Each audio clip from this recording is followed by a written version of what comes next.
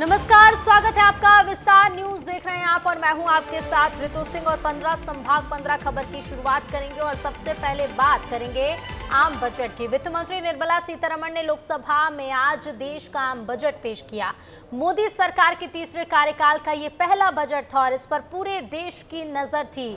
Budget में आंध्र प्रदेश, बिहार के विकास और युवाओं के रोजगार के लिए बड़े ऐलान हुए। सरकार ने मिडिल क्लास के लिए भी बड़ा ऐलान किया और इसके अलावा कैंसर की 3 दवाएं, सोना चांदी से बने गहने और चमड़े से बने सामान को भी सस्ता किया गया है। तो निर्मला सीतारमण ने बजट पेश कर दिया है। 7वीं बार लगातार वित्त मंत्री निर्मला सीतारमण ने बजट पेश किया और ये बजट मोदी 3.0 का पहला बजट है। नई टैक्स व्यवस्था चुनने वालों को तोहफा इस बजट में दिया गया है। साथ ही इस बजट में देखिए कई ऐसी चीजें हैं, कई उम्मीदें इस बजट से थी और कई तरह के बदलाव आज से किए जा रहे हैं। 1.48 lakh crore rupees for education, employment and skilling. Pradhan Mantri Garib Kalyan Anna Yojana was extended for 5 years, benefiting more than 80 crore people. As mentioned in the interim budget, we need to focus on 4 major castes, namely the Garib, Mahilayeं, Yuva and Annadata. तो वहीं इस budget में सरकार ने देश की आधी आबादी यानी कि महिलाओं के लिए बड़े ऐलान किए हैं। केंद्रीय वित्त मंत्री निर्मला सीतारमण ने बजट में महिलाओं पर विशेष फोकस किया। खासकर कामकाजी महिलाओं को नौकरी के दौरान किसी भी प्रकार की बाधा ना हो, इसके लिए केंद्र सरकार ने कार्यस्थल पर छोटे बच्चों की देखभाल के लिए क्रैच बनाने का ऐलान किया है। महिलाओं के विकास के लिए केंद्र सरकार ने बजट में 3 लाख करोड़ रुपए का आवंटन किया है।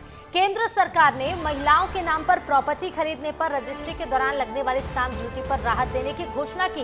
इससे गरीबों को आवास खरीदने के दौरान रजिस्ट्री के लिए स्टाम्प ड्यूटी पर बड़ी राहत भी मिल सकेगी। केंद्र सरकार ने 20 लाख युवतियों को कौशल युक्त करने का लक्ष्य भी निर्धारित किया। सरकार ने पहली बार नौकरी करने वाले युवाओं और महिलाओं को पीएफ में 1 महीने का वेतन देने की घोषणा भी की है। तो वहीं वित्त मंत्री ने बजट भाषण में केंद्र सरकार ने इनकम टैक्स की नई व्यवस्था चुनने वालों को तोहफा दिया है और 7 लाख तक कर योग्य आय यानी कि टैक्सेबल इनकम पर सिर्फ 5% इनकम टैक्स देना होगा। इससे पहले तक सिर्फ 6 लाख रुपए तक की आय पर 5% टैक्स देना होता था और 6 लाख से 9 लाख रुपए तक की आय पर 10% टैक्स चुकाना होता था। इसके अलावा नई टैक्स रिजीम यानी कि एनटीआर चुनने वाले करदाताओं के लिए मानक कटौती यानी कि स्टैंडर्ड डिडक्शन को भी 50,000 से बढ़ाकर 75,000 कर दिया गया है।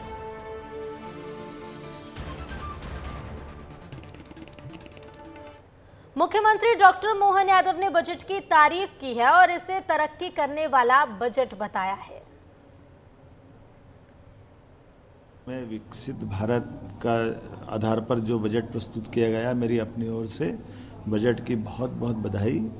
मैं माननीय वित्त मंत्री श्रीमती निर्मला सीतारमण जी को भी बधाई देना चाहूँगा, जिनके माध्यम से भारत की चमक और महंगाई दर पर कंट्रोल करने की जो भावना है वो परिलक्षित होती है। खास करके सरकार की 9 सूत्री योजना जो प्रस्तुत की गई, जिसमें कृषि उत्पादकता, रोजगार और कौशल प्रशिक्षण, आर्थिक विकास, समावेशी मानव संसाधन विकास और सामाजिक न्याय पर उनने पूरा बजट केंद्रित किया है। विकसित भारत में ही विकसित मध्य प्रदेश की संभावना भी छिपी हुई है। इस नाते से मैं पूरे बजट की अपनी ओर से बधाई देता हूँ, शुभकामना देता हूँ। तो देखिए, मध्य प्रदेश के मुख्यमंत्री डॉक्टर मोहन यादव को आपने सुना, जिन्होंने इस बजट की तारीफ की है। तो केंद्र सरकार ने अपना बजट पेश कर दिया है, जिसमें हर वर्ग को कुछ ना कुछ देने की कोशिश की गई है। केंद्र के बजट पर जबलपुर के व्यापारियों, उद्योगपतियों ने खुलकर अपनी राय रखी। बजट पर लोगों ने कहा कि केंद्र का ये बजट कुछ खट्टा कुछ मीठा है। जबलपुर में चैंबर ऑफ कॉमर्स के सदस्यों से खास बातचीत की हमारे संवाददाता दुर्गेश ने।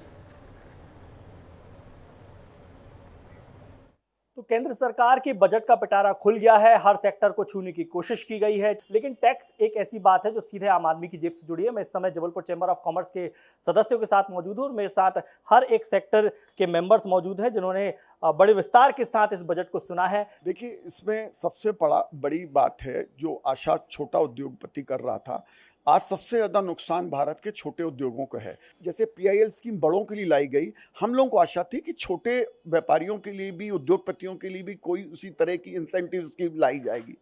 देखिए, टैक्स स्ट्रक्चर में वित्त मंत्री ने साफ साफ अनाउंस किया कि पूरे इनकम टैक्स को इंक्लूडिंग कैपिटल गेन को हम रिव्यू करेंगे।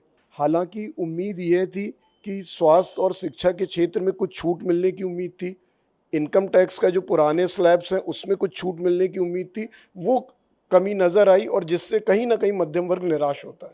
नहीं, उतना खरा नहीं है। बहुत पहले बात करते थे one nation one tax, tax का स्लैब एक रहेगा। इतना ज़्यादा स्लैब में परिवर्तन है, अंतर है जिसकी कोई सीमा नहीं है। ऐसे हम लोग तो हर समय चीख चीख कर देश का ट्रांसपोर्टर मांग कर रहा है कि डीजल को भी GST के दायरे में लाया जाए, जिससे आम नागरिक के ऊपर जो महंगाई का ट्रांसपोर्टेशन का भार है वो कहीं ना कहीं कम हुआ। लेकिन वो इस बार भी नहीं हुआ। इस बार भी पूरे देश का ट्रांसपोर्टर निराश रहेगा। ये मिला जुला बजट है। सीनियर सिटीजन के लिए पता नहीं कितना लाभ हुआ है। सीनियर सिटीजन आज बहुत परेशान है। चाहे वो रेल यात्रा में आज तक उन्होंने वो जो कोरोना के टाइम में जो रेट कम की थी, पता नहीं क्यों नहीं वापस की है। और FD पे जो 10,000 का ब्याज है ना, उसको भी 25,000 की बात थी, वो भी नहीं कर पाई है। टैक्स स्लैब के हिसाब से थोड़ा कॉम्प्लिकेटेड कर दिया है। सरकार चाहती है न्यू रिजीम में जाएं तो सैलरी क्लास के लिए जरूर कुछ ना कुछ 15-20 हज़ार रुपये का बेनिफिट मिलेगा। रेस्ट कॉर्पोरेट्स के लिए मेरे ख्याल से ये काफ़ी नेगेटिव है। इनने बायबैक टैक्स इंट्रोड्यूस कर दिया है। शेयर्स पे 10% की जगह 12.5% लॉन्ग टर्म कैपिटल गेन करना, कैपिटल गेन मार्केट को काफ़ी इफेक्ट करेगा। ये इसको आदमी अपने तरीके से खट्टा लेगा, अपने तरीके से मीठा लेगा, लेकिन इस खट्टे मीठे में सरकार ने 9 साल में 181% का कर्ज में बढ़ोतरी की। कुल मिलाकर कहा जाए केंद्र सरकार का ये बजट कुछ खट्टा कुछ मीठा। कैमरामैन नवीन के साथ दुर्गेश कुमार, विस्तार। तो देखिए, जबलपुर के जो सदस्य हैं चैम्बर ऑफ कॉमर्स के, वो इस बजट को कुछ खट्टा तो कुछ मीठा बता रहे हैं। तो मोदी सरकार के तीसरे कार्यकाल का पहला बजट आज पेश हुआ है। वित्त मंत्री निर्मला सीतारमण ने संसद में आज बजट पेश किया और बजट को लेकर रीवा के युवाओं की क्या राय है, क्या कह रहे हैं रीवा के युवा, कितनी उम्मीद के अनुसार बजट रहा, आप भी सुनिए रीवा के युवाओं की जुबानी। मोदी सरकार के तीसरे कार्यकाल का पहला बजट आज पेश हुआ। वित्त मंत्री निर्मला सीतारमण ने संसद में आज अपना बजट पेश किया। हमारे साथ युवा हैं, जुड़े हैं, हम उनसे बात करेंगे और जानेंगे कि कितना खास रहा ये बजट जो मोदी सरकार ने आज पेश किया है। क्योंकि मुझे जहाँ तक लगता है कि सरकार ने सभी वर्गों को देखते हुए मिली जुली एक बजट को पेश किया है और निर्मला सीतारमण ने हर एक वर्गों को ध्यान रखते हुए एक जो भी उनका तय एक पैमाना था उस पर सबको कवर किया है। सरकार ने इस बार स्टूडेंट को अच्छे से, मतलब स्टूडेंट के लिए काफ़ी काम किया है।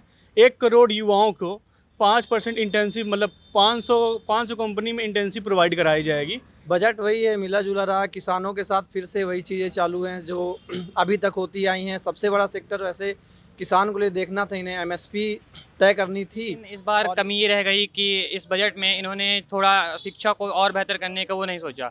इन्होंने मध्य प्रदेश की जो सरकार है उसको थोड़ा ज़्यादा, उसको कम बजट दिया है। तो देखिए कि बजट पेश हो गया और निर्मला सीतारमण वित्त मंत्री ने आज संसद में अपना बजट पेश किया। अलग अलग राय है बजट को लेकर, कोई बहुत खास मान रहा है तो कुछ उम्मीदों से खरा कम मान रहा है, लेकिन अलग अलग राय हैं। और क्योंकि बजट अभी चल रहा है, कुछ और भी चीज़ें सामने आएंगी। फिलहाल वीडियो जर्नलिस्ट आशुतोष के साथ विवेक तिवारी, विस्तार न्यूज़। तो आपने रीवा के युवाओं को तो सुन लिया। कुछ युवाओं को ये बजट ठीक ठाक लगा, खास लगा, लेकिन कुछ युवाओं को उम्मीदों के अनुसार नहीं लगा। लेकिन बजट को लेकर इंदौर के लोग क्या कह रहे हैं, इंदौर की प्रतिक्रिया भी सुन लीजिए। देश का बजट आज पेश हो चुका है और बजट कैसा आया है इसके बारे में बात करने के लिए हमारे साथ इंडस्ट्रियलिस्ट और CA मौजूद हैं। हम उनसे बात कर लेते हैं। AIMP association of industries Madhya Pradesh के अध्यक्ष योगेश मेहता हमारे साथ हैं। योगेश भैया, किस तरह का बजट आया, कैसा दिखते हैं आप? ये इस बार का जो बजट है बहुत बेहतरीन तरीके से पेश किया गया बजट है। उद्योगों को समर्पित ये बजट है। अगर आप पूरे भाषण में देखेंगे, 1.5 घंटे के भाषण में, तो 1 घंटा करीब उद्योग, रोजगार, स्किल डेवलपमेंट, इन सब बातों पर फोकस रहा है। चूँकि चुनावी वर्ष तो है नहीं, इसलिए लोक लुभावन बजट की उम्मीद नहीं की जा सकती थी।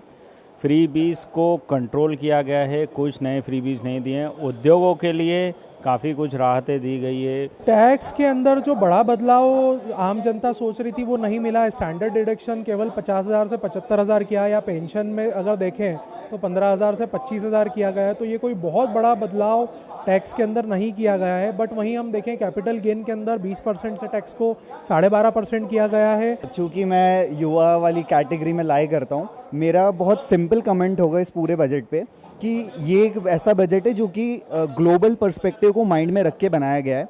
अ लॉट ऑफ चीज़ें ऐसी करी गई है इस बजट में जो कि ट्रांसपेरेंसी इंश्योर करने वाली है। खास करके महिलाओं के लिए उन्होंने ये कोशिश करी है कि वो इकोनॉमिक में कंट्रीब्यूशन करे, और उसके लिए उन्होंने जो 3 लाख करोड़ का एक फंड का प्रावधान किया गया है, जिससे कि महिला इकोनॉमिक में एंटरप्रेन्योरशिप की तरफ है, स्किल इंडिया की तरफ है, उनके लिए स्किल के भी प्रोग्राम बनाए। साथ में इंडस्ट्री स्पेसिफिक में सेल्फ हेल्प ग्रुप के लिए भी उन्होंने बात की है। कुल मिला के कहा जा सकता है जो बजट इस बार पेश किया गया है वह हर वर्ग को ध्यान में रखकर किया गया है। पुनीत विजयवर्गीय, विस्तार न्यूज़, इंदौर। तो देखिए, बजट को लेकर अलग अलग तरह की प्रतिक्रियाएं सामने आ रही हैं। प्रदेश भर की प्रतिक्रियाएं हम आपको सुना रहे हैं कि बजट को लेकर युवाओं का क्या कुछ कहना है, महिलाओं का क्या कुछ कहना है। तो बजट को लेकर ग्वालियर के लोग क्या कुछ कह रहे हैं, चलिए वो भी सुन लेते हैं। ग्वालियर के एक परिवार के साथ ही मौजूद हूं, जहां पर पूरा परिवार बैठकर विस्तार न्यूज पर पूरा अपडेट ले रहा है इस बजट को लेकर। लोग भी मौजूद हैं, उनसे बात कर लेते हैं। इसमें बच्चों के लिए बहुत अच्छा बजट दिया है उनने, उनकी रोजगार के लिए और शिक्षा के लिए, दोनों के ऊपर उनने बहुत अच्छा बजट दिया है। इसके बहुत खुश हूँ मैं। नहीं, हम तो बिजनेसमैन हैं, बिजनेस के हिसाब से देख रहे हैं तो ये ज़्यादा अच्छा है जो अभी 5% कर दिया है इसमें। पहले हमको भी 10% भरना पड़ता था, जैसे 7 लाख है तो कम से कम 5% है कुछ, तो हमको भी राहत मिली है इससे। तो केंद्र सरकार ने अपना बजट आज पेश कर दिया और बजट को लेकर हर वर्ग को कई उम्मीदें थी। उसमें से रियल एस्टेट सेक्टर भी एक है। रियल एस्टेट सेक्टर को क्या कुछ मिला इस बजट से और किस तरह से अब व्यापार में फायदा होने वाला है, अविनाश ग्रुप के एमडी आनंद सिंघानिया बता रहे हैं। सुनिए क्या कुछ उन्होंने कहा। मोदी सरकार का बजट आ चुका है और बजट उम्मीदों पर कितना खरा रहा, व्यापारी वर्ग से भी बातचीत की हमने। अब एक बार फिर से आपको अविनाश ग्रुप के एमडी से मिलाते हैं, सिंघानिया जी हैं, उनसे बातचीत करते हैं। सर, उम्मीदों पर खरा उतरा बजट? अभी बोलना थोड़ा जल्दी होगा कि उम्मीदों पे खरा उतरा बजट, क्योंकि पूरा फाइन प्रिंट अभी क्लियर नहीं है। बट मोटा मोटी जो दिख रहा है, अगर मैं रियल एस्टेट पर्सपेक्टिव से बात करूं तो रियल एस्टेट पर्सपेक्टिव में बहुत क्लैरिटी नहीं है। हम लोग को उम्मीद थी कि आम उपभोक्ता जो है, हाउसिंग फॉर ऑल वाली जो बात है, उस पर कोई बड़ा कदम उठाया जाएगा। तो एक जो मुझे बड़ा कदम दिख रहा है कि 3 करोड़ मकान बनेंगे, बनाने का प्रस्ताव है सरकार का, तो वो एक बहुत बड़ा कदम है जो अफोर्डेबिलिटी बढ़ाएगा और अवेलेबिलिटी बढ़ाएगा। हाउसिंग फॉर ऑल की दिशा में एक बेहतर कदम ये होगा। But at the same time जो आम उपभोक्ता के लिए अगर इनकम टैक्स में छूट बोलें या बिल्डर्स के लिए 80 IB की जो छूट थी अफोर्डेबल हाउसिंग बनाने के लिए, या फिर 45 लाख की जो लिमिट थी अफोर्डेबल हाउसिंग की, उस लिमिट को जो हमने 75 लाख करने को बोला था, उन सब चीज़ों में अभी भी क्लैरिटी नहीं है। तो I think it is to be seen कि बजट आगे कैसा रहेगा। बट ये मैं ज़रूर देख रहा हूँ कि मिडिल क्लास को कुछ इसमें बेनिफिट मिला है और लॉन्ग टर्म कैपिटल गेन के जो परसेंटेज है उसको थोड़ा इंक्रीज किया गया है। तो इन्वेस्टमेंट को डिस्करेज किया गया है। तमाम सेक्टर जो है वो खिले हुए नजर आ सकते हैं। इसमें रियल एस्टेट का भी सेक्टर है जो आगामी समय पर खिला हुआ दिखाई दे सकता है। कैमरा पर्सन किशोर के साथ रोहित मिश्रा, विस्तार न्यूज, रायपुर। और चलिए आगे बढ़ेंगे, कुछ और खबरों का रुख करेंगे। कैबिनेट मंत्री नागर सिंह चौहान की नाराजगी पर मंत्री विजय शाह का बयान सामने आया। उन्होंने कहा कि नागर सिंह चौहान क्यों नाराज हैं पता नहीं है। साथ ही उन्होंने कहा कि मुलाकात होने के बाद ही ये पता चलेगा कि आखिर वो नाराज क्यों हैं। शीर्ष नेतृत्व से फिलहाल उनकी बातचीत हो रही है। नागर सिंह जी से मेरी मुलाकात हुई नहीं, मैं पहले बात करूंगा उनसे, उसके बाद कुछ कह पाऊंगा। आखिर क्या नाराजगी रही है, क्यों आखिर इतना? मैं बात तो करूं। रक्षाबंधन से पहले बहनों को मुख्यमंत्री मोहन यादव ने एक बड़ी सौगात दी है। कैबिनेट की बैठक में मुख्यमंत्री डॉक्टर मोहन यादव ने घोषणा करते हुए कहा कि सावन माह में प्रत्येक लाडली बहन के खाते में आने वाली 1 तारीख को 250 रुपए अंतरित किए जाएंगे। साथ ही इस दौरान जनप्रतिनिधि लाडली बहनों से राखी भी बंधवाएंगे। बता दें कि राशि प्रतिमाह जारी होने वाली 1250 रुपए की राशि से अलग होगी।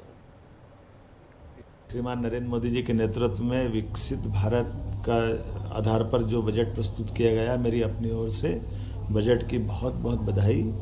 मैं माननीय वित्त मंत्री श्रीमती निर्मला सीतारमण जी को भी बधाई देना चाहूँगा, जिनके माध्यम से भारत की चमक और महंगाई दर पर कंट्रोल करने की जो भावना है वो परिलक्षित होती है। खास करके सरकार की 9 सूत्री योजना जो प्रस्तुत की गई, जिसमें कृषि उत्पादकता, रोजगार और कौशल प्रशिक्षण, आर्थिक विकास, समावेशी मानव संसाधन विकास और सामाजिक न्याय पर उनने पूरा बजट केंद्रित किया है। मध्य प्रदेश में औद्योगिक सेक्टर को बढ़ावा देने के लिए बनी कमेटी एमएसएमई के विकास के लिए रोड मैप तैयार करेगी। कमेटी मुख्य सचिव की अध्यक्षता में कमेटी बनाई गई है। तो देखिए, औद्योगिक सेक्टर को बढ़ावा देने के लिए मध्य प्रदेश में एक कमेटी बनाई गई है। एमएसएमई के विकास के लिए रोड मैप तैयार करेगी ये कमेटी। और आपको बता दें, मुख्य सचिव की अध्यक्षता में इस कमेटी का गठन किया गया है। मध्य प्रदेश में इस वक्त विभाग को लेकर नाराजगी का दौर जारी है। वन विभाग छीने जाने से नाराज नागर सिंह चौहान ने बागी तेवर अपना लिए हैं। वे अब इस मुद्दे पर खुलकर आगे आ गए हैं और उन्होंने कह दिया है कि अगर उनकी बात नहीं सुनी गई तो वे पद से इस्तीफा दे देंगे। इस बीच उन्होंने एक वीडियो जारी किया, जिसके बाद प्रदेश का सियासी पारा हाई हो गया। उन्होंने शहीद चंद्रशेखर आजाद की जयंती के मौके पर खुद को विधायक कहकर संबोधित किया, जिसके बाद से ये वीडियो अब पूरे राजनीतिक जगत में चर्चा का विषय बन गया। ये कहना गलत नहीं होगा कि आने वाले समय में इसे लेकर प्रदेश में जमकर सियासत होगी।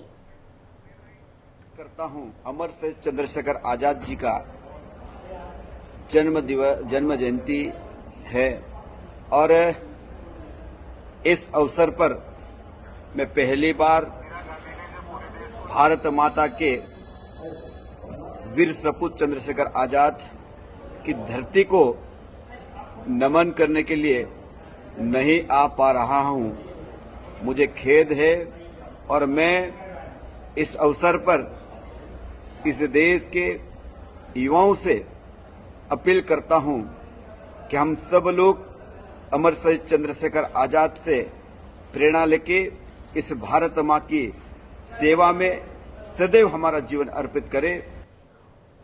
तो आपने सुना कि किस तरह से अपनी नाराजगी को नागर सिंह चौहान जाहिर कर रहे हैं। अब देखना होगा कि इस वीडियो के सामने आने के बाद सियासत कहां तक पहुंचती है।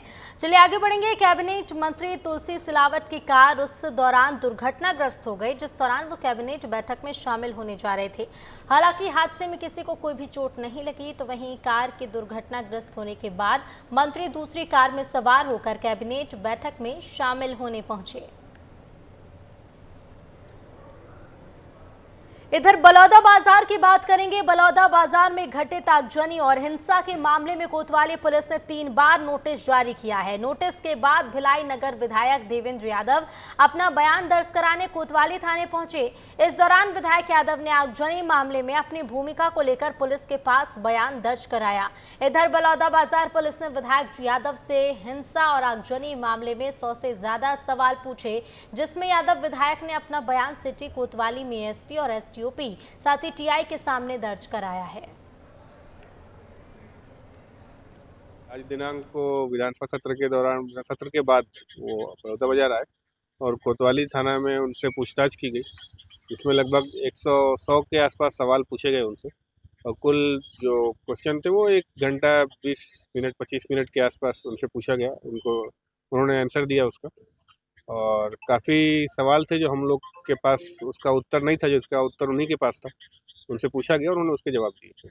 जिस तरीके से पहले भी हमने कहा था कि बलौदा बाजार की जो घटना है, इस पूरी घटना में उच्च स्तरीय सही तरीके से जांच होनी चाहिए, सूक्ष्म जांच होनी चाहिए और इस पे स्पष्टता आनी चाहिए। छत्तीसगढ़ प्राकृतिक संपदा से भरपूर राज्य है। राज्य में संभावनाएं अपार हैं। साथ ही यहाँ के प्रोडक्ट की विदेशों में भी खासी डिमांड है। अब ऐसे में कई देशों में यहाँ के प्रोडक्ट एक्सपोर्ट किए जाते हैं, जिसमें यहाँ के उद्योगपतियों को कई बार परेशानियों का सामना भी करना पड़ता है। एक ऐसी ही परेशानी को लेकर बीते दिनों उद्योगपतियों ने उद्योग मंत्री से मुलाकात भी की थी। देखिए रिपोर्ट। छत्तीसगढ़ राज्य प्राकृतिक संपदा से भरपूर राज्य है। राज्य में संभावनाएं भी अपार हैं। साथ ही यहाँ के प्रोडक्ट्स की विदेशों में भी खासा डिमांड है। ऐसे में कई देशों में यहाँ के प्रोडक्ट्स एक्सपोर्ट किए जाते हैं, जिसमें यहाँ के उद्योगपतियों को कई बार परेशानियों का सामना करना पड़ता है। ऐसे ही परेशानी को लेकर बीते दिनों उद्योगपतियों ने उद्योग मंत्री से मुलाकात की थी, जिसके बाद खबर है कि उद्योग विभाग प्रोडक्ट्स के एक्सपोर्ट को लेकर जल्द बड़ा फैसला ले सकती है। उद्योग विभाग के अधिकारी कलकत्ता स्थित Indian institute of foreign trade के साथ MOU करने की तैयारी कर रही है, जिसके बाद छत्तीसगढ़ के प्रोडक्ट्स को आसानी से विदेशों में एक्सपोर्ट किया जा सकेगा। निर्माता हैं, अलग अलग किस्म के उत्पादन करते हैं, उनको विदेश में भी एक्सपोर्ट कर सकें, उसके लिए भी हम लोगों का प्रयास जारी है। उसका अभी हम लोगों द्वारा IIFT Indian institute of foreign trade के माध्यम से अभी हम लोग विदेशों पर भी हमारा उद्योगपति अपना एक्सपोर्ट कर सकें, इसके लिए भी MOU करने वाले हैं। Indian institute of foreign trade से MOU के साथ ही छत्तीसगढ़ में पहली बार IIFT का दफ्तर भी खुलेगा, जहां व्यापारी अपनी समस्या के साथ ही विदेशों में होने वाले प्रोडक्ट्स की डिमांड की जानकारी भी ले सकेंगे। यहां के प्रोडक्ट्स को आसानी से विदेशों के बाजार में भेजा जा सकेगा। वहीं किन देशों में कौन सा प्रोडक्ट बैन है, इसकी जानकारी भी आसानी से मिल पाएगी। हालांकि इसे लेकर छत्तीसगढ़ में कांग्रेस सरकार पर हमलावर है। कांग्रेस प्रदेश अध्यक्ष दीपक बैज का कहना है कि छत्तीसगढ़ के उद्योगपतियों का इस सरकार से भरोसा उठ गया है। उद्योगपति बढ़े हुए बिजली के दाम से परेशान है और MOU करना इस सरकार के लिए महज कोरी कल्पना है। छत्तीसगढ़ के उद्योगपतियों का भरोसा इस सरकार से उठ गया और जो ये MOU कर रही है वो दिखावा है। आप देखे होंगे कि बढ़ी हुई बिजली दर, उपभोक्ता तो परेशान है, साथ ही उद्योगपति भी यहाँ छत्तीसगढ़ के उद्योगपति भी परेशान है। इसलिए मतलब सोच लीजिए कि सरकार छत्तीसगढ़ के उद्योगपतियों को मदद नहीं कर पा रही है और बाहर से MOU करना मैं समझता हूँ कि ये सिर्फ सरकार के लिए कोरी कल्पना है। छत्तीसगढ़ के कई प्रोडक्ट्स ऐसे हैं जिनकी डिमांड विदेशी बाजारों में सबसे ज्यादा है। कई बार ऐसी स्थिति होती है कि कुछ प्रोडक्ट विदेशी बाजारों में बैन होते हैं और उसके बाद भी एक्सपोर्ट कर दिया जाता है, जिसकी वजह से व्यापारियों को कई बार नुकसान उठाना पड़ता है। ऐसे में इस तरह की समस्या को दूर करने की कोशिश सरकार द्वारा की जा रही है। हालांकि इसे लेकर कांग्रेस भी अब छत्तीसगढ़ की साई सरकार पर हमलावर है और अब इन सब के बीच देखना होगा कि IIFT के साथ होने वाले MOU से प्रदेश के व्यापारियों को कितना लाभ मिल पाता है। ब्यूरो रिपोर्ट, विस्तार न्यूज। और चलिए आगे बढ़ेंगे और अब बात मध्य प्रदेश की करेंगे। मध्य प्रदेश के जबलपुर में भारी बारिश के बाद नर्मदा उफान पर है। शहर के कई इलाकों में पानी भरा हुआ है। बाढ़ में फंसे लोगों का SDRF की टीम ने रेस्क्यू किया है। SDRF की टीम ने 15 लोगों का रेस्क्यू किया। लगातार बारिश के चलते सभी रास्ते भी बंद हो गए हैं। डूब क्षेत्र से रेस्क्यू कर 10 किलोमीटर तक सुरक्षित स्थान पर लोगों को ले जाया जा रहा है। तो SDRF की टीम मौके पर तैनात है। 15 लोगों का रेस्क्यू किया गया। बारिश लगातार हो रही है और बारिश से देखिए जगह जगह पर जलभराव की स्थिति बन गई है। नर्मदा उफान पर है और भारी बारिश के बाद SDRF की टीम को पहुंचना पड़ा है। मौके पर SDRF की टीम, जिला प्रशासन के अधिकारी मौजूद हैं। 15 लोगों का रेस्क्यू अभी तक किया जा चुका है। लोगों को सुरक्षित स्थानों पर पहुंचाया जा रहा है और शहर के कई इलाके हैं जहां पानी भरा। और सीधे रुक करेंगे, संवाददाता दुर्गेश साहू फोन लाइन पर जुड़ गए हैं। दुर्गेश, फिलहाल क्या स्थिति है? क्या अभी भी लोग पानी में फंसे हुए हैं? बिल्कुल, तो देखिए ये जबलपुर के बरेला थाना क्षेत्र के अंतर्गत घुघरी गांव का मामला है, जहां पर एक जगह पर पानी अचानक भर गया, जिसकी वजह से 15 लोग फंस गए थे। डूब क्षेत्र था। हालांकि SDRF की टीम समय पर पहुंच गई और सभी लोगों को सुरक्षित बाहर निकाल लिया गया है। लेकिन जबलपुर में पिछले 48 घंटों से जो रुक रुक कर तेज बारिश हो रही है, उसकी वजह से तमाम नदी नाले जो है उफान पर हैं। केवल ये एक गांव की कहानी नहीं है, जबलपुर शहर के अंदर भी नर्मदा नदी जो है उफान पर आ गई, जिससे तमाम नर्मदा घाट जो है डूब क्षेत्र में आ चुके हैं। लोगों को भारी परेशानी का सामना करना पड़ रहा है, क्योंकि अचानक ये जो है नदी का जलस्तर बढ़ा है। तो निश्चित तौर पर ये हम जो कह सकते हैं कि जबलपुर में पिछले 15 दिनों से पानी गायब था, बारिश हो नहीं रही थी। लेकिन जब बारिश होना शुरू हुई तो लोगों के लिए भारी मुसीबत लेकर आई। पिछले 48 घंटों से जो बारिश हो रही है, तकरीबन 8 इंच आंकड़ा पहुंच चुका है बारिश का, लेकिन ये आम जनता के लिए बहुत मुश्किल भरी घड़ी है। बिल्कुल दुर्गेश, लेकिन इसके साथ ये भी बताइएगा क्या अभी भी जबलपुर में बारिश हो रही है? क्योंकि अगर बारिश लगातार होती रहेगी तो पानी यूं ही भरता जाएगा। और क्या कुछ मौसम विभाग का कहना है कि आने वाले समय में अभी और कितनी बारिश होनी है? बिल्कुल, तो देखिए अभी तो फिलहाल बारिश का मौसम है, क्योंकि आज सूर्य महापात क्षेत्र में ट्रफ लाइन बनी हुई है, जिसकी वजह से बारिश की संभावना फिलहाल बनी हुई है। क्योंकि जैसा कि मैंने कहा कि जबलपुर में इस बार बारिश बहुत अच्छी रही, गर्मी की और इसकी वजह से लोग परेशान हो रहे थे। लेकिन जब बारिश आई तो बहुत मुश्किल घड़ी लेकर आई। मौसम विभाग का कहना है कि फिलहाल ये बारिश अभी रुकने वाली नहीं है। हफ्ते भर ऐसा मौका बना रहेगा। तो निश्चित तौर पर फिलहाल मुश्किलों की घड़ी खत्म नहीं होगी। बिल्कुल दुर्गेश, शुक्रिया आपका जानकारी के लिए। तो देखिए, जबलपुर में जगह जगह जलभराव जैसी स्थिति बन गई है। हालांकि प्रशासन भी अलर्ट है, मौके पर अधिकारी पहुंच गए हैं और जो लोग फंसे हुए थे पानी में उनका रेस्क्यू भी किया गया है। तो सावन आ चुका है और सावन आते ही मानसून ऐसा झूमा है कि मध्य प्रदेश के जबलपुर में बीते 48 घंटे में करीब 6 इंच बारिश हो चुकी है। नर्मदा के जल स्तर में बढ़ोतरी से घाटों पर दुकान लगाई गई, लोगों में दहशत की स्थिति है। दहशत की बारिश पर ये रिपोर्ट देखिए।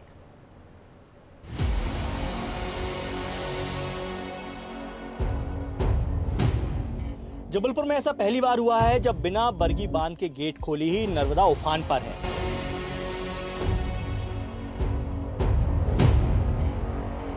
गौरीघाट की जो तस्वीरें मैंने इस समय एक होटल की दिखाई, लेकिन बाकी तस्वीरें मैं यहाँ पर और नज़दीक आके आपको दिखाने की कोशिश करूंगा कि ये जो दुकानें हैं ये तकरीबन 25 से 30 फीट ऊंची हैं, लेकिन इस समय जो आप जल स्तर देख रहे हैं ये जल स्तर तकरीबन 25 फीट से ऊपर का है। और अभी तो थोड़ा थोड़ा ये कम हुआ है क्योंकि बारिश पिछले 4 घंटों से रुकी हुई है, लेकिन ये पानी कहाँ तक था इसका अंदाज़ा लगाया सकता है कि टीन के ऊपर आपको कीचड़ साफ नजर आएगी और ये सारी दुकानें डूब चुकी हैं। यहाँ पर थोड़ा सा और मैं आपको वाइड एंगल करके यहाँ पर आपको तस्वीरें थोड़ा सा पैन करके दिखाना चाहूँगा। ये सारी दुकानें, तकरीबन 10 दुकानें ऐसी हैं जो पूरी तरीके से डूब चुकी हैं और ये स्थिति पहली बार ऐसी बनी है, क्योंकि अमूमन ये हालात हम तब देखते थे जब बरगी बांध के गेट खोले जाते थे और इस बार बरगी बांध के गेट तो 1 महीने बाद भी नहीं खुल पाए हैं। पिछले साल 19 जुलाई को गेट खुल चुके थे, लेकिन इस बार गेट नहीं खुले हैं, तो लोगों को संभलने का मौका नहीं मिला यहाँ पर इस बार। ये गॉड टैमर और टैमर का पानी बहुत तेज फ्लो रहता है, तो उसका क्या है कि बारिश तेज हुई है कहीं का, तो पहली बार जो हादसा हुआ यहाँ पर, और नाव भी नहीं संभली गई है, ना कोई दुकानदार ना कोई व्यापारी, कोई संग नहीं रहा यहाँ पर।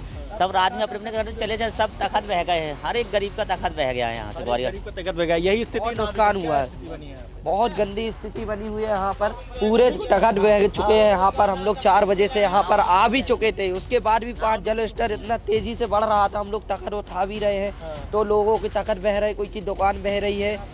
ये विहंगम नज़ारा मेरे पीछे आप देख सकते हैं कि नर्मदा नदी, ये पहली बार ऐसा हुआ है जब बरगी बांध के गेट खोले बिना ही आई। ये विहंगम नज़ारा यहाँ पर आप देख सकते हैं।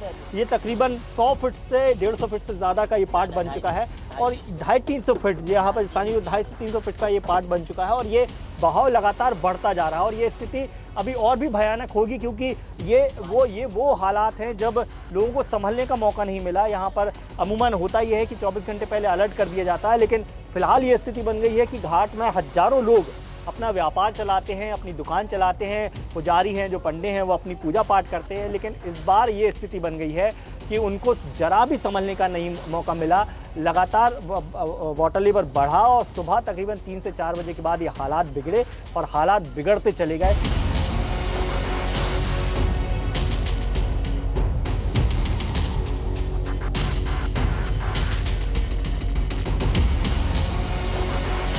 कैमरा रविंद्र के साथ दुर्गेश कुमार, विस्तार न्यूज। तो ये जो तस्वीरें आपने देखी किसी तालाब की तस्वीरें नहीं थी। हालांकि देखिए अभी तक बरगी बांध के गेट तक नहीं खुले हैं और कुछ ही घंटों की बारिश से हालात कुछ इस तरह के हो गए हैं कि पूरा रास्ता तालाब में तब्दील नजर आ रहा है। हमने देखा कि किस तरह से दुकानों के ऊपर तक पानी पहुंच गया है। लोगों को ऐसे में सामान भी निकालने का मौका नहीं मिला क्योंकि लगातार हो रही थी बारिश और इसके कारण जलभराव लगातार बढ़ता जा रहा था। और इसी पर चलिए जबलपुर से आई एक और रिपोर्ट आपको दिखाते हैं। जबलपुर में लंबे समय के बाद बारिश हुई, लेकिन ऐसी हुई कि पूरा जनजीवन अस्त व्यस्त कर दिया। इस समय मैं नर्मदा तट गौरीघाट में मौजूद हूँ और यहाँ की तस्वीरें ही साफ गवाही दे रही होंगी कि किस कदर बारिश ने अपना कहर बरपाया है। पिछले 24 घंटों से लगातार ये समस्या आ रही होगी, किस तरह की स्थिति बन चुकी है यहाँ पे। यहाँ पर हर व्यापारियों का कम से कम 2 से 3 लाख रुपए का पर व्यापारी का नुकसान हुआ है। लोग सुबह सुबह सोते हुए मतलब अपने घरों से भी नहीं आ पाए और हमारे पूरी दुकानें प्रतिष्ठान डूब चुके थे। जबलपुर में इतना जलस्तर तब होता है जब बरगी बांध जो यहाँ से तकरीबन 40 किलोमीटर दूर है वहाँ के गेट खोले जाते हैं और उसके बाद गेट खोलने के 24 घंटे पहले ही तमाम इन तटों के लोगों को अलर्ट कर दिया जाता है और ये समय से पहले अपनी दुकानें खाली कर लेते हैं, लेकिन इस बार मौका भी नहीं मिला। बिल्कुल मौका नहीं मिल पाया। जो गौर और टैमर नदी का जल इतना तेजी से बढ़ा है कि 91 की जो बाढ़ थी उसमें तो हम लोग को थोड़ा सा संभलने का मौका मिल गया था। इस बार ऐसा हुआ कि हम लोग सोते रह गए, गेट खोलने आए तो दुकानें डूब ही पाएंगी। हम लोगों को प्रशासन से बहुत उम्मीदें हैं कि हम लोगों को कुछ ना कुछ राहत दी जाए, क्योंकि बहुत ज़्यादा नुकसान हुआ है, लोगों को कुछ कंपनसेशन दिया जाए। निश्चित तौर पर ये हम कह सकते हैं ये बाढ़ और बारिश का कहर है और अगर अभी भी ये स्थिति बनी रहती है जिस तरीके से जबलपुर में अलर्ट जारी है कि लगातार बारिश होगी, तो ये तो अभी बरगी बांध के गेट खुले नहीं हैं। अगर वो खुल जाएंगे तो ये हालात बद से बदतर हो जाएंगे और तस्वीर और भी ज्यादा भयावह मिलेगी। कैमरामैन नवीन के साथ दुर्गेश कुमार, विस्तार न्यूज। तो देखिए आपने जबलपुर के हालात किस तरह से होते जा रहे हैं और एसडीआरएफ की टीम मौके पर मौजूद है, जिला प्रशासन के अधिकारी भी हैं और लगातार कोशिश यही कर रहे हैं कि सबसे पहले लोगों को वहां से निकाला जा सके। अगर अभी भी लोग हैं तो उनका रेस्क्यू किया जा सके। तो वहीं व्यापारी हैं जो अब आस लगाए बैठे हैं कि प्रशासन की तरफ से उन्हें किसी तरह का मुआवजा दिया जाएगा। तो मध्य प्रदेश में बारिश जारी है और बारिश को लेकर अभी भी अलर्ट जारी है। बालाघाट सिवनी जिला क्षेत्र में भारी बारिश के बाद बाढ़ ने तबाही मचा दी है। दरअसल संजय सरोवर भीमगढ़ बांध के 5 गेट खोले जाने के बाद बाढ़ जैसे हालात बन गए, जिससे 53 गांवों के हालात बिगड़ गए हैं। इससे कई गांवों का आपस में संपर्क भी टूट गया है, साथ ही किसानों की फसल भी पानी में डूब गई है, जिसके बाद बालाघाट कलेक्टर ने अलर्ट जारी किया और लोगों से नदी किनारे न जाने की अपील की है।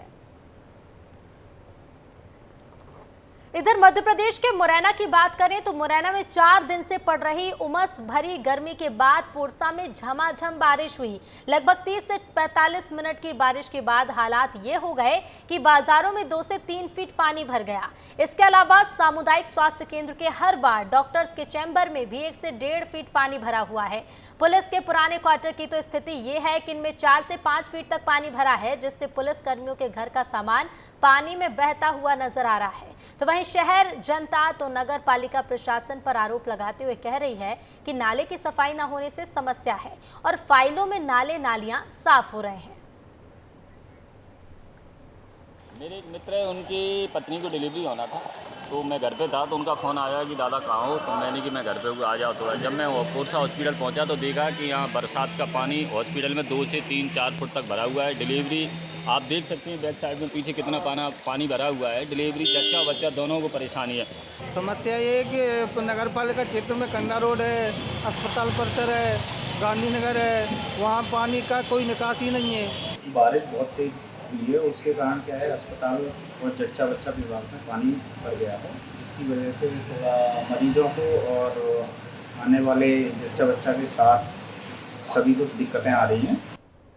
इधर सिवनी में भारी बारिश से नदी नाले उफान पर आ गए हैं। इसी बीच नाले को पार करने की कोशिश में एक बाइक सवार युवक पानी के तेज बहाव में बह गया, जिसकी सूचना मिलते ही पुलिस की टीम मौके पर पहुंची और युवक की तलाश में जुट गई है। ये वीडियो भी सामने आया है जिसमें ये युवक बाइक से इस पुल को पार करता हुआ नजर आ रहे हैं। तस्वीरें देखिए। तो तस्वीरों में देखिए ये पूरी घटना कैद हुई है। युवक की तलाश की जा रही है। आप देख सकते हैं कि किस तरह से लापरवाही बरतते हुए तमाम प्रशासन सतर्क करता है लोगों को और इस तरह की अपील करता है कि जहां भी पानी भरा हो वहां से ना निकले, लेकिन उसके बावजूद कई लोग जो अपनी ही जान जोखिम में डालकर पानी भरे हुए पुल के ऊपर से नदी को और इस जगह को पार करने की कोशिश करते हैं। ये युवक भी कुछ ऐसे ही कर रहा था, लेकिन इसी बीच देखिए बहाव इतना तेज है कि ये युवक अपनी बाइक समेत पानी में बह गया। फिलहाल इसकी तलाश जारी है। आस्था और अंधविश्वास में बहुत बारीक फर्क होता है। आस्था किसी का अहित नहीं कर सकती अगर उसमें कट्टरता शामिल ना हो, लेकिन अंधविश्वास न सिर्फ घातक होता है बल्कि किसी की जान तक ले सकता है। एक ऐसा ही मामला डिंडोरी से सामने आया जहां सर्पदंश की शिकार महिला डॉक्टर से इलाज कराने की बजाय उसके झाड़ फूंक करने वाले के पास चली गई। डिंडोरी में अंधविश्वास खत्म होने का नाम नहीं ले रहा है।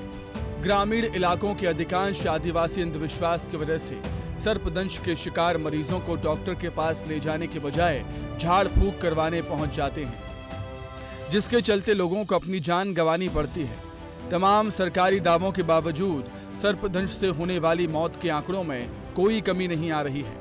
सर्पदंश का शिकार ज्यादातर समाज के गरीब और हाशिए पर रहने वाले जातीय समूह के लोग होते हैं, क्योंकि आज भी शिक्षा और जागरूकता के अभाव में ग्रामीण इलाकों के लोग चिकित्सा सुविधा का लाभ लेने के बजाय सर्पदंश का इलाज झाड़ फूंक में तलाशते हैं। ये घर में सो रहे थे तो सवेरे सवेरे इनको जो है काला सर्प घर में काट लिया। फिर हम लोगों ने गांव से इनको तत्काल जिला अस्पताल लाए, जहां इनकी स्थिति खराब रही। हमने डॉक्टर से चर्चा भी किया तो डॉक्टर जबलपुर हमको भेज रहे थे। फिर हमको पता चला कि शंकर जी का मंदिर है क्यूटी में, तो झाड़ फूंक किए हैं। अभी 4-6 लोगों ने लगे हैं, तो जब से अभी इनकी झाड़ फूंक हुई है तब से स्थिति इनकी सुधार हुई है। ऐसा ही एक मामला तितराही गांव में देखने को मिला, जहां सर्पदंश की शिकार एक महिला को परिजनों ने इलाज के लिए जिला अस्पताल में दाखिल तो किया, लेकिन महिला की हालत ज्यादा खराब होने पर परिजनों को डॉक्टर्स ने जबलपुर ले जाने की सलाह दी। लेकिन परिजन मरीज को जबलपुर ना ले जाकर क्यूटी गांव के शिव मंदिर लेकर पहुंच गए, जहां सांप का जहर उतारने वाले गांव के 4-5 पंडों ने घंटों तक महिला की झाड़ फूंक की, लेकिन महिला की हालत में कुछ सुधार नहीं हुआ, जिसके बाद आखिरकार परिजन उसे अस्पताल लेकर पहुंचे, जहां हालत बिगड़ने पर डॉक्टर्स ने उसे जबलपुर रेफर किया। ये बहुत ही दुखद है, क्योंकि हमारे द्वारा और शासन के द्वारा कई प्रोग्राम भी चलाए जा रहे हैं। स्नेक बाइट का अलग से शासन का प्रोग्राम चलता है, जिसमें हमें अवेयर करना है पब्लिक को, और हो भी रहा है, लेकिन कई बार ऐसा हो जाता है, देखने में मिलता है। होना नहीं चाहिए ऐसा, जो भी हुआ सही नहीं हुआ। गांव के लोग आमतौर पर सांप काटने पर डॉक्टर से इलाज कराने के बजाय झाड़ फूंक करने वालों पर ज्यादा भरोसा करते हैं। इनके झाड़ फूंक से कई बार पीड़ित की जान भी चली जाती है। ग्रामीणों को जागरूक करने की बहुत जरूरत है, ताकि किसी को भी सांप के काटने के बाद अंधविश्वास के चलते जान न गंवाना पड़े। ब्यूरो रिपोर्ट, विस्तार न्यूज। और चलिए अब मिल रही है छत्तीसगढ़ के रायपुर से बड़ी खबर। मौसम विभाग ने अलर्ट जारी किया है। अगले 3 घंटे के लिए 11 जिलों के लिए येलो अलर्ट जारी है और 19 जिलों के लिए ऑरेंज अलर्ट जारी किया गया है। तो बलौदाबाजार, बेमेतरा, जांजगीर चांपा, कबीरधाम, बिलासपुर के लिए येलो अलर्ट जारी है। महासमुंद, मुंगेली, रायगढ़, रायपुर, सक्ती, सारंगढ़, बिलाईगढ़ के लिए भी येलो अलर्ट जारी किया गया है। तो वहीं बालोद, बलरामपुर, बस्तर, बीजापुर, दंतेवाड़ा, धमतरी, गरियाबंद के लिए ऑरेंज अलर्ट जारी है। साथ ही गौरेला, पेंड्रा, मरवाही, जशपुर, कांकेर, कोंडागांव, कोरबा, कोरिया के लिए भी ऑरेंज अलर्ट जारी किया गया है। इसके साथ ही मौसम विभाग ने मनेन्द्रगढ़, चिरमिरी, भरतपुर, मोहला, मानपुर, अंबागढ़, चौकी और नारायणपुर, सुकमा, सूरजपुर, सरगुजा के लिए भी ऑरेंज अलर्ट जारी किया गया है। तो देखिए, मौसम विभाग ने अलर्ट जारी किया है। बता दें, छत्तीसगढ़ की रायपुर समेत कई जिलों में बारिश का दौर लगातार जारी है और 11 जिलों के लिए येलो अलर्ट जारी किया गया। इधर छत्तीसगढ़ के कवर्धा जिले की बात करें तो कवर्धा जिले भर में रुक रुक कर तेज मूसलाधार बारिश हो रही है, जिससे आम जनजीवन अस्त व्यस्त हो गया है। जिले के ग्रामीण अंचलों में नदी नाले पुल के ऊपर बह रहे हैं। बारिश से कामकाज ठप है, तो जहां एक तरफ आसमान से आफत बरस रही है, तो वहीं आम लोगों की भी लापरवाही देखने को मिली है। एक ट्रैक्टर चालक तेज बहाव के बीच ट्रैक्टर पार कर रहा था और उसी दौरान ट्रैक्टर पलटने से हादसा हुआ। करीब 5 लोग ट्रैक्टर पर सवार थे, जिन्होंने कूदकर अपनी जान बचाई है और ये वीडियो भी सामने आया है। तो आप देखिए, ट्रैक्टर चालक की बड़ी लापरवाही, और न सिर्फ ट्रैक्टर चालक बल्कि तेज बहाव के बीच पुल में बहे ट्रैक्टर जैसे कई ऐसे वीडियो सामने आ चुके हैं। जगह जगह देखिए नदी नाले जो कि पुल के ऊपर से बह रहे हैं, लेकिन ऐसे में लोग अपनी जान जोखिम में डालकर इन्हें पार करने की कोशिश करते हैं। कुछ ऐसा ही इस ट्रैक्टर चालक ने किया और इन तस्वीरों में देखिए, जो लोग ट्रैक्टर में सवार थे उन्होंने कूदकर अपनी जान बचाई। छत्तीसगढ़ सरकार के खिलाफ कांग्रेस एक बड़ा प्रदर्शन करने जा रही है। 24 जुलाई को होने वाले प्रदर्शन में प्रदेश भर के दिग्गज नेता समेत बड़ी संख्या में कार्यकर्ता भी पहुंचेंगे। आखिर कौन से वो मुद्दे हैं जिसे लेकर कांग्रेस करेगी प्रदर्शन? इसके चलते रायपुर के स्कूल बंद रहेंगे, इस रिपोर्ट में देखिए। विधानसभा और लोकसभा में बड़ी हार के बाद कांग्रेस विधानसभा घेराव करने जा रही है। पीसीसी चीफ दीपक बैज के नेतृत्व में अब तक का ये सबसे बड़ा प्रदर्शन माना जा रहा है। नगरीय निकाय चुनाव के ठीक पहले कांग्रेस सरकार के खिलाफ हल्ला बोल प्रदर्शन कर कार्यकर्ताओं को रिचार्ज करना चाहती है। कौन कौन से मुद्दे हैं जिसे लेकर कांग्रेस प्रदर्शन करने वाली है, जानिए विस्तार से। नगरीय निकाय चुनाव के पहले कांग्रेस का बड़ा प्रदर्शन। 24 जुलाई को कांग्रेस पार्टी विधानसभा का करेगी घेराव। प्रदेश भर से कार्यकर्ता बड़ी संख्या में होंगे शामिल। कानून व्यवस्था और बिजली कटौती को लेकर होगा प्रदर्शन कर कार्यकर्ताओं को रिचार्ज करेगी कांग्रेस। नगरीय निकाय चुनाव के पहले कांग्रेस जनता से जुड़े मुद्दे को उठाकर जनता को ही साधना चाहती है और बीजेपी पर करारा प्रहार कर रही है, जिसे लेकर पीसीसी चीफ दीपक बैज का बयान सामने आया, जिसमें उन्होंने बीजेपी पर तंज कसा और कहा कि बीजेपी की सरकार इस प्रदर्शन से डरी हुई है और अपनी नाकामियों को छिपाने के लिए हथकंडे अपना रही है। इस विधानसभा घेराव के लिए पूरे प्रदेश भर से, हमारे हर ब्लॉकों से हमारे कांग्रेस के कार्यकर्ता शामिल हो रहे हैं और हमारा घेराव शांतिपूर्वक रहेगा, बिगड़ती कानून व्यवस्था और लचर कानून व्यवस्था को लेकर। वहीं कांग्रेस के इस बयान पर पलटवार करते हुए डिप्टी सीएम अरुण साव ने कांग्रेस पर तंज कसा। कहा कि कांग्रेस केवल और केवल राजनीति कर रही है। विष्णुदेव साय के नेतृत्व में प्रदेश का विकास हो रहा है। सरकार जनता की आशाओं और आकांक्षाओं को पूरा कर रही है। देखिए, कांग्रेस पार्टी केवल और केवल राजनीति कर रही है। आज छत्तीसगढ़ की सरकार विष्णुदेव साय जी के नेतृत्व में छत्तीसगढ़ के आम जनता की इच्छा और आकांक्षाओं को पूरा करने का काम कर रही है। प्रदर्शन को लेकर कांग्रेस पार्टी की तैयारी भी दिखा दी और इस प्रदर्शन पर बीजेपी क्या कह रही है उसे भी दिखा दिया। लेकिन अब प्रशासन की क्या तैयारी है वो भी हम आपको दिखाते हैं। पुलिस विधानसभा घेराव में भारी संख्या में जवानों की मुस्तैदी करने वाली है। 24 जुलाई को लगभग 1000 पुलिस जवान घेराव के दौरान तैनात रहेंगे। साथ ही अलग अलग जिलों से जवानों को भी बुलाया जाएगा। इसके अलावा जिस रूट से कांग्रेस के नेता और कार्यकर्ता घेराव करने पहुंचेंगे, उस रूट में कई तरह के स्कूल भी पढ़ते हैं और इसीलिए उन स्कूलों को भी बंद करवाया जाएगा। कांग्रेस पार्टी कल विधानसभा घेराव करने जा रही है और घेराव के लिए बड़ी तैयारी प्रशासन ने कर रखी है। उसकी तस्वीर मैं आपको दिखाता हूँ। ये देखिए विधानसभा का रोड है, उसके पहले किस तरीके से बड़े बड़े जो है लकड़ियों को गाड़ा जा रहा है ताकि ये बैरिकेड 15 जगहों पर लगाई जाएगी और 15 जगहों पर अलग अलग तरीके से इसी तरीके से चाक चौबंद व्यवस्था किया गया है। कल जो है कांग्रेस पार्टी का एक दिवसीय विधानसभा घेराव करने का कार्यक्रम के संबंध में जानकारी प्राप्त हुआ है। इसके लिए जो पार्टी से संबंधित जो पदाधिकारीगण हैं उनसे बातचीत किया गया है, जिसमें उन्होंने लोग जो मंडी गेट है पुराना मुआ एरिया में लोधीपारा चौक में एकत्रित होकर के आम सभा करने के बाद फिर घेराव के लिए निकलने के संबंध में जानकारी दिए हैं। नगरीय निकाय चुनाव के पहले कांग्रेस जनता से जुड़े मुद्दे उठाकर प्रदेश की जनता को साधना चाहती है। इसके अलावा इस प्रदर्शन के माध्यम से कार्यकर्ताओं को रिचार्ज करने का प्रयास भी करेगी। अब देखना होगा कि जनता से जुड़े मुद्दे उठाकर कांग्रेस कितना जनता को साध पाएगी। विस्तार न्यूज के लिए रायपुर से खोमन साहू की रिपोर्ट।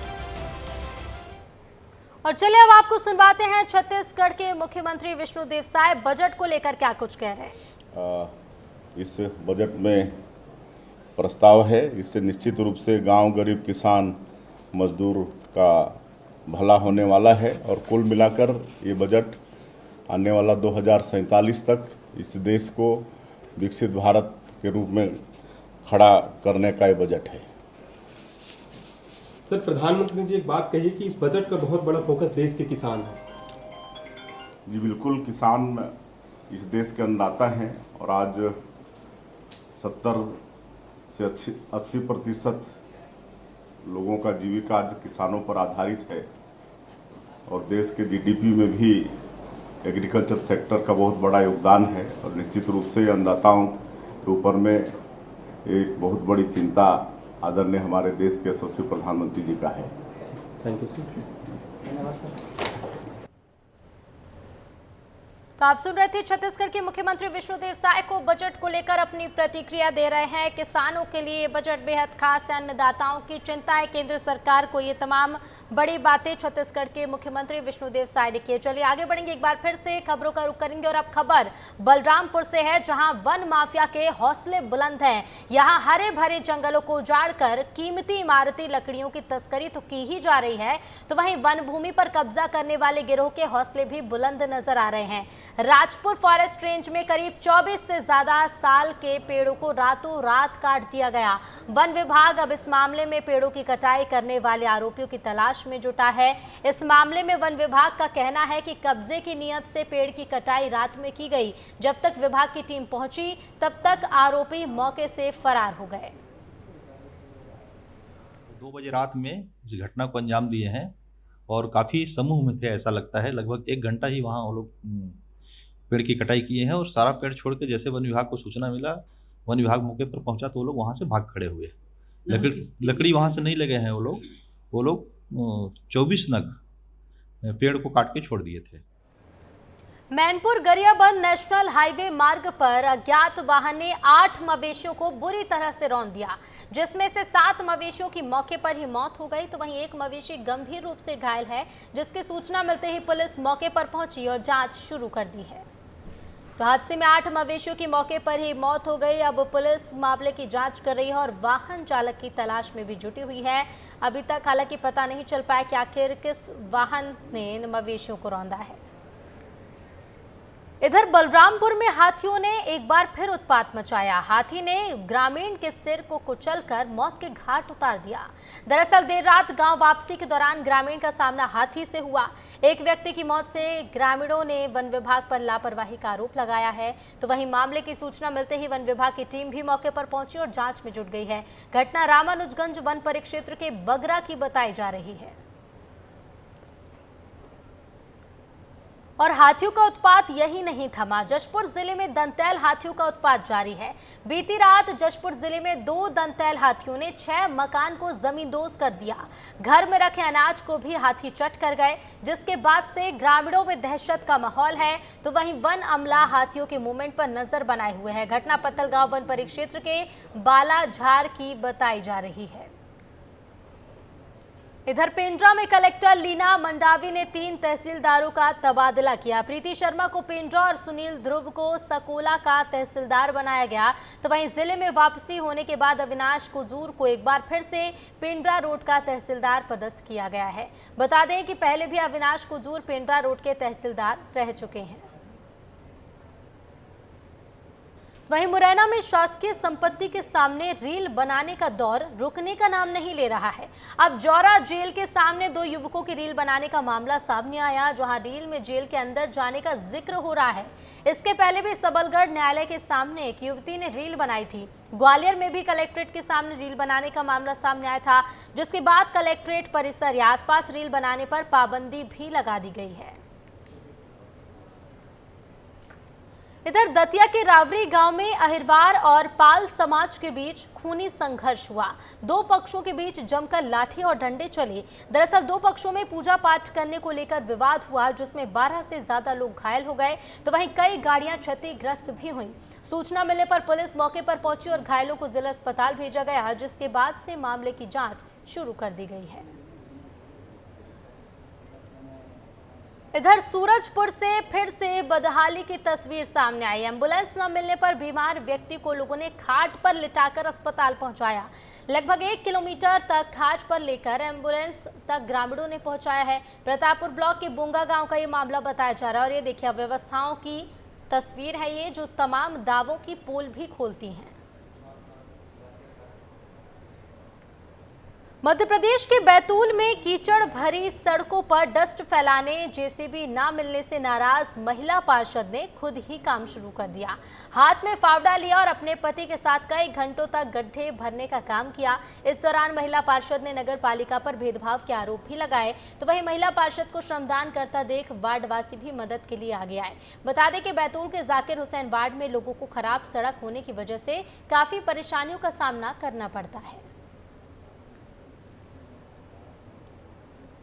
रीवा के मनगवा में 2 महिलाओं को जिंदा मुरुम में दफनाने की कोशिश करने के मुख्य आरोपी ने कोर्ट में सरेंडर कर दिया। बता दें इस मामले में पुलिस पहले ही 3 आरोपियों को गिरफ्तार कर चुकी है, लेकिन मुख्य आरोपी पुलिस की पकड़ से अभी तक बाहर था, जिसके बाद मुख्य आरोपी गोकर्ण पांडे ने कोर्ट में समर्पण कर दिया। बता दें पूरे मामले में पुलिस ने 5 लोगों को आरोपी बनाया है, जिसमें से मुख्य आरोपी ने आज सरेंडर किया है। मध्य प्रदेश के दमोह में इन दिनों आफत की बारिश हो रही है। बीती रात से बदरात जमकर बरस रहे हैं। इस मूसलाधार बारिश से शहर के कई इलाके जलमग्न हैं। यहां तक कि बारिश का पानी बहुत से घरों में भी घुस गया है। इस मूसलाधार बारिश की वजह से हालात ऐसे हो गए हैं कि कल तक जिन सड़कों पर गाड़ियां फर्राटा भरती थी, वे आज बारिश के पानी में डूबी हुई दिखाई दे रही हैं। तो वहीं स्थानीय लोगों का कहना है कि नगर पालिका ने नालियों की सफाई नहीं की, जिसके चलते नाले नालियां चौक हो गए हैं। छत्तीसगढ़ के धमतरी में नवीन शासकीय प्राथमिक शाला में पानी भर गया, जिसके बाद स्कूल के बाहर बच्चे बस्ता लेकर पानी सूखने का इंतजार करते रहे। नवीन शाला की इस स्थिति से स्कूल निर्माण में लापरवाही का ग्रामीणों ने आरोप लगाया है। धमतरी जिले के करीब 8 किलोमीटर दूर तेलिन सत्ती गांव का ये मामला सामने आया है, जिसकी तस्वीरें भी देखिए। अब बात मध्य प्रदेश के नीमच की, जहां के कैंट थाना क्षेत्र के गांव कनावटी में गोली चलने का मामला सामने आया। दरअसल ये गोली गांव के पास ही स्थित सीआरपीएफ की फायरिंग रेंज से निकलकर आना बताया गया है। कनावटी गांव निवासी राकेश पाटीदार किसी काम से नीमच शहर गए थे और जब वो अपने घर वापस लौटे तो उन्हें घर के ऊपरी हिस्से में हल्के धमाके की आवाज सुनाई दी। उन्होंने घटना की जानकारी गाँव के सरपंच और आसपास के लोगों को दी, तो वहीं मामले की सूचना मिलते ही पुलिस मौके पर पहुंची और जाँच शुरू कर दी है। इधर मध्य प्रदेश के सिवनी से एक वीडियो सामने आया, जिसमें किसान दंडवत करते हुए एसडीएम ऑफिस पहुंचा नजर आ रहा है। मामला सिवनी घनसौर ब्लॉक का है, जहां किसान अपनी ही जमीन के लिए परेशान है। मामला साल 2020 से शुरू हुआ, जब गांव के ही दो लोगों ने किसान की जमीन के एक हिस्से पर कब्जा कर लिया। इसकी शिकायत किसान ने तहसीलदार से लेकर एसडीएम तक कई बार की, लेकिन उसे न्याय नहीं मिला। परेशान होकर किसान पेट के बल लेटकर एसडीएम ऑफिस पहुंचा। तो वहीं मामले में एसडीएम का कहना है कि दो पक्षों के बीच जमीन को लेकर लड़ाई है। लगभग 4 फीट जमीन का ये मामला है। 2 बार पुलिस भी पहुंची, पटवारी भी परेशान हो चुका है, लेकिन अब लोगों को समझाइश दी गई है। तो वहीं एसडीएम ने किसान को जल्द ही सीमांकन का आश्वासन भी दिया है। मध्य प्रदेश के मुरैना में शिक्षा विभाग की बड़ी लापरवाही उजागर हुई। बीआरसी कार्यालय में रखी किताबों का छात्र इंतजार कर रहे हैं और शिक्षकों पर गोदाम से किताब ले जाने के लिए बीआरसी सीएसई पर दबाव भी बना रहे हैं। इसके बाद स्कूल के हेडमास्टर समेत 3 शिक्षक किताब लेने गोदाम पहुंचे। गाड़ी चालक को अपनी जेब से भुगतान कर रहे हैं, जिसका वीडियो अब सोशल मीडिया पर वायरल है। बता दें, इस वीडियो में शिक्षक किताबों को सिर पर रखकर ढोते हुए भी नजर आ रहे हैं। मुरैना के सबलगढ़ विधानसभा से बीजेपी विधायक के भतीजे से 70,000 रुपए ठगने का मामला सामने आया। बताया जा रहा है कि दोनों के नंबर विधायक ने ही ठग को दिए थे। दरअसल विधायक के पास एक अनजान युवक ने कॉल किया। इसी बीच युवक ने खुद को स्टेट बैंक ऑफ इंडिया का ब्रांच मैनेजर बताया। कहा कि बैंक में 2 पद खाली हैं। उसके बाद विधायक के कहने पर पीएसओ ने उनके भतीजे और भतीजे की मोबाइल नंबर ठग को दे दिया और ये भी कहा कि इस नंबर से एसबीआई के मैनेजर का कॉल आएगा, वो जैसा कहें वैसा करते जाना। उसके बाद ठग ने भतीजे से 45,000 तो वहीं भतीजे से 25,000 रुपए ठग लिए। अब इस पूरे मामले की शिकायत पुलिस से की गई है, जिसकी जांच भी जारी है। कॉल अटेंड किया तो बैंक मैनेजर ने उन्हें पीएसओ को बताया कि बैंक में 2 पद की वैकेंसी निकली है, आप यदि कोई को नौकरी लगवाना चाहते हैं तो उनको डॉक्यूमेंट्स वगैरह जमा करने होंगे। तो उन्होंने अपने भतीजों का नंबर दे दिया था उनको। करीब 70,000 रुपये ऑनलाइन जमा करा दिए। उन्हें डाउट हुआ और शक होने पर उन्हें पता चला कि ये तो सब फ्रॉडिस्ट हैं, साइबर फ्रॉडिस्ट ने उनके साथ फ्रॉड किया है। तो उनके आवेदन पर जो है बेलगढ़ थाने द्वारा अपराध 420 का अपराध पंजीबद्ध किया गया है। बड़वाह के मनिहार के पास एक यात्री बस ट्रक से टकरा गई। हादसे में ड्राइवर समेत 10 से ज्यादा लोगों को चोटें आई हैं, जिन्हें तुरंत इलाज के लिए सिविल अस्पताल भेजा गया है। बताया जा रहा है कि बस सनावत से इंदौर जा रही थी और तभी मनिहार के पास ट्रक को ओवरटेक करते वक्त अचानक बस के सामने कावड़ यात्री आ गए, जिन्हें बचाने के चक्कर में बस ट्रक से टकराई और फिर यह हादसा हुआ। यात्री को बचाने के चक्कर में मैंने हाथ में बजाया, कावड़ यात्री डर के बीच रोड पे आ गया। उसको बचाने के चक्कर में गाड़ी कंटेनर से लग गई। मध्य प्रदेश के रीवा में एक व्यक्ति की मौत के बाद परिजनों ने चक्का जाम कर दिया। बताया जा रहा है कि युवक की पेड़ से गिरने के बाद मौत हुई थी। परिजनों का आरोप है कि ठेकेदार की लापरवाही से युवक गिरा, जिस पर कोई भी कार्रवाई नहीं की जा रही। चक्का जाम कर परिजनों ने ठेकेदार पर कार्रवाई की मांग उठाई है।